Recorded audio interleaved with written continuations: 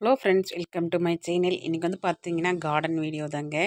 நம்ம கார்டனில் தக்காளி பழம் இப்போ தான் வந்து பார்த்தீங்கன்னா இந்த வருஷத்தில் முதல் தடவை தக்காளி வந்து பழுத்திருக்கு. இன்னும் பார்த்தீங்கன்னா இன்னும் கொஞ்சம் தக்காளி செடிகள்லாம் இருக்குது. அதில் வந்து இப்போ தான் பார்த்தீங்கன்னா கொஞ்சம் கொஞ்சமாக குட்டி குட்டியாக பூ பிஞ்சு எல்லாமே வச்சுருக்கு. இதுதான் வந்து ஃபஸ்ட்டு தக்காளி.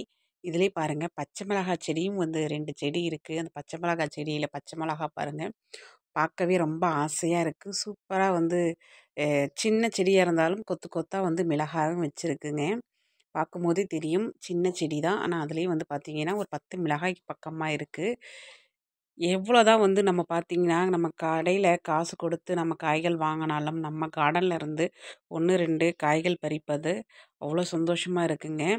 இந்த ஒரு தக்காளி இருந்தாலும் பார்த்தீங்கன்னா, நல்லா வந்து ஆப்பிள் சைஸ்க்கு நல்லா பெரிய தக்காளியாவே இருக்கு. இப்ப தான் வந்து பார்த்தீங்கன்னா, பூ நெறைய வச்சிருக்கு. பிஞ்சும் நெறைய வச்சிருக்கு. இது கூடவே பார்த்தீங்கன்னா, இன்னும் 2, 3 செடி பக்கத்துல இருக்கு. அந்த செடியும் பார்த்தீங்கன்னா, நெறைய காய் பிஞ்சு வைக்க ஆரம்பிச்சிருச்சு.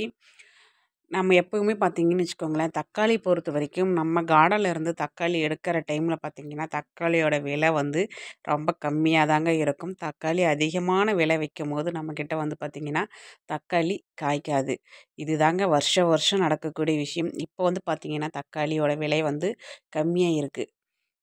இதே மாதிரி பார்த்தீங்கன்னா, நம்ம கார்டன்ல இருக்கக்கூடிய செம்பருத்தி பூவும் ரொம்ப அழகா பூத்திருக்கு. இது வந்து பார்த்தீங்கன்னா, சாமி படத்துக்கு வைக்கிறதுக்காக இந்த பூவும் பறிச்சுக்கலாம்.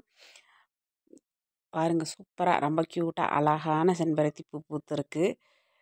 ஸோ இந்த வீடியோ பிடிச்சிருந்தா மறக்காம சப்ஸ்கிரைப் பண்ணுங்க ஃப்ரெண்ட்ஸ். Thank you.